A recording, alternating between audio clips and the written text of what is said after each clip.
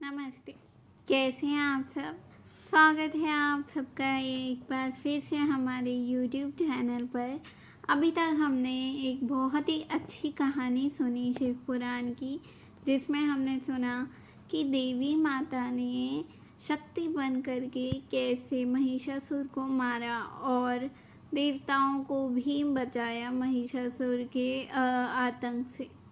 आज हम पढ़ेंगे शिव पुराण की उमा संहिता का एक और नया खंड, जिसका नाम है देवी उमा के शरीर से सरस्वती का आविर्भाव। उनके रूप की प्रशंसा सुनकर शंभ का उनके पास दूत भेजना, दूत के निराश लौटने पर शुंभ का क्रमशः धूम्रलोचन, चंड, मुंड तथा रक्त बीज को भेजना और देवी के द्वारा उन सबका मारा जाना।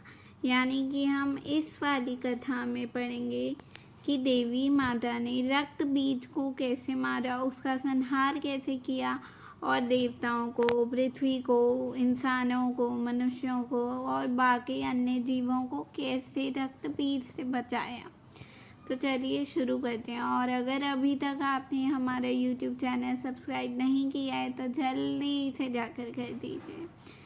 ओके, तो ऋषि कहते हैं, पूर्व काल में शुंभ और निशुंभ नाम के दो प्रतापी दैत्य थे, जो आपस में भाई भाई थे। उन दोनों ने चराचर प्राणियों सहित समस्त त्रिलोकी की राज्य पर बलपूर्वक आक्रमण किया। उनसे पीड़ित हुए देवताओं ने हिमालय पार्वती शरण ली और संपूर्ण अभिष्टों को देने वाली सर्वभूत जननी देवी उमा का स्तवन किया।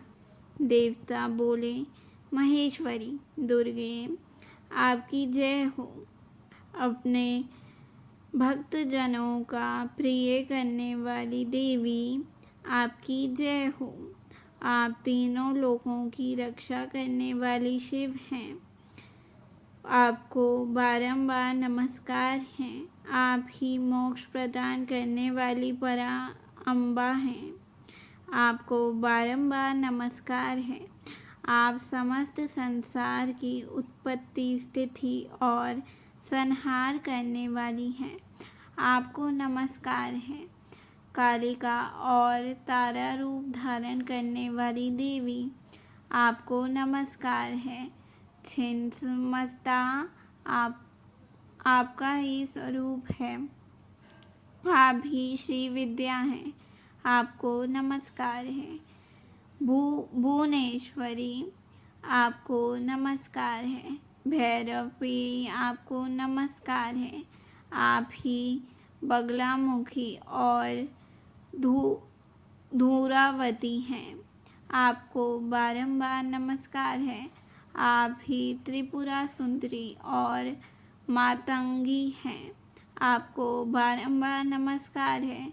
अजिता, विजिता, जया, मंगला और विलासिनी, ये सभी आप ही के विभिन्न रूपों की संज्ञाएं हैं। इन सभी रूपों में आपको नमस्कार है।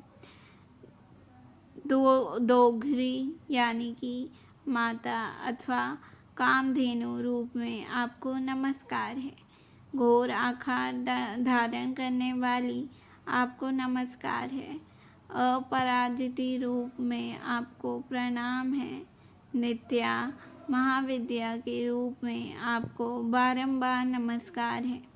आप ही शरणागतों का पालन करने वाली रुद्रांगनी हैं। आपको बारंबार नमस्कार है। वेदांत के द्वारा आपके ही स्वरूप का बोध होता है। आपको नमस्कार है। आप परमात्मा हैं। आपको मेरा प्रणाम है। अनंत कोटि ब्रह्मांडों का संलोचन करने वाली आप जगदम्बा को बारंबार नमस्कार है। देवताओं की इस प्रकार स्तुति करने पर वरदायिनी एवं कल्याण रूपिणी गौरी देवी बहुत प्रसन्न हुई। उन्होंने समस्त देवताओं से पूछा, आप लोग यहाँ किसकी स्तुति करते हैं? तब उन्हें गौरी के शरीर से एक कुमारी प्रकट हुई। वह सब देवताओं के देखते देखते शिव शक्ति रूप से आदर पूर्वक बोली, माँ, ये समस्त स्वर्गवासी देवता निशुंभ और शुंभ नामक प्रबल दैत्यों से उत्पन्न पीड़ित हो अपनी रक्षा के लिए मेरी स्तुति करते हैं। पार्वती के शरीर कोश से वह कुमारी निकली थी, इसलिए कौशिकी नाम प्रसिद्ध हुई। कौशिकी ही साक्षात शुंभासुर का नाश करने वाली सरस्वती है। उन्हीं को उग्र तारा और महोग्रतारा भी कहा गया है।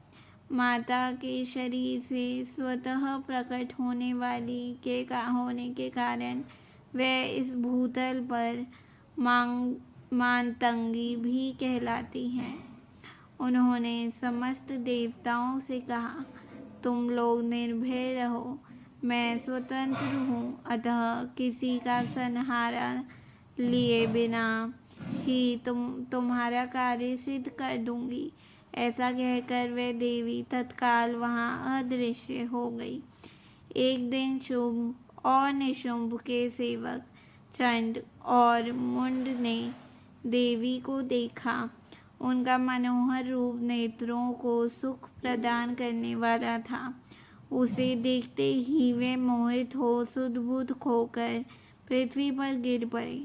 फिर होश में आने पर वे अपने राजा से पास गए और आराम से ही सारा वृतांत बताकर बोले, महाराज, हम दोनों ने एक अपूर्व सुंदरी नारी देखी है जो हिमालय के रमणीय शिखर पर रहती हैं और सिंह पर सवारी करती हैं। चंड मुंड की यह बात सुनकर महान असुर शुंभ ने देवी के पास सुग्रीव नामक अपना दूत भेजा और कहा, दूत, हिमालय पर कोई अपूर्व सुंदरी रहती है, तुम वहां जाओ और उससे मेरा संदेश कहकर उसे प्रयत्नपूर्वक यहाँ ले आओ। यह आज्ञा पाकर दानवश शिरोमणि सुग्रीव हिमालय पर गया और जगदम्बा महेश्वरी से इस प्रकार बोला। दूत ने कहा, देवी, दैत्य शुंभ आसुर ने अपने महान बल और विक्रम के लिए तीनों लोकों में विख्यात है। उसका छोटा भाई निशुंभ भी वैसा ही है। शुंभ ने मुझे तुम्हारे पास दूत बनाकर भेजा, इसलिए मैं यहाँ आया हूँ। सुरेश्वरी, उसने जो संदेश दिया है उसे इस समय सुनो। मैंने समरांगण में इंद्र आदि देवताओं को जीतकर अपने समस्त रत्नों का अपहरण कर लिया है।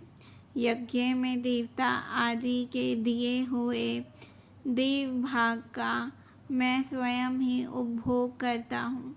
मैं मानता हूँ कि तुम स्त्रियों में रत्न हो, सब रत्नों के उपस्थित हो, इसलिए तुम काम जनित उस रस के साथ मुझको अथवा मेरे भाइयों को अंगीकार करो। दूत के मुंह से शुंभ का यह संदेश सुनकर भूतनाथ भगवान शिव की प्राण वल्लभा महामाया ने इस प्रकार कहा। देवी बोली, दूत, तुम सच कहते हो, तुम्हारे कथन में थोड़ा सा भी असत्य नहीं है। तो चलिए हम ये कहानी यहीं पर अभी रोकते हैं और कल हम इस कहानी को पूरा करके इस अध्याय को संपूर्ण करेंगे। तब तक के लिए धन्यवाद। और अगर हमारी वीडियो अच्छी लगी हो तो लाइक और शेयर कर दीजिए। धन्यवाद। नमस्ते।